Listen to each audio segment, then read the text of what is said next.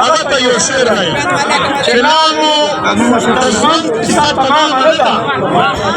لالمو د ژوند کیسه تمامه نه ده، دا تر منزل راته پورې چل پاتې دی. په چمن ګیټ پاسپورټ، په چمن ګیټ پاسپورټ، په تورخم ګیټ پاسپورټ، په انګوراډا ګیټ پاسپورټ، په خرلاچۍ ګیټ پاسپورټ، په کورسل ګیټ پاسپورټ، په نواپاس ګیټ پاسپورټ، په غلام خان ګیټ پاسپورټ، په افغانانو سره ظلم جبر،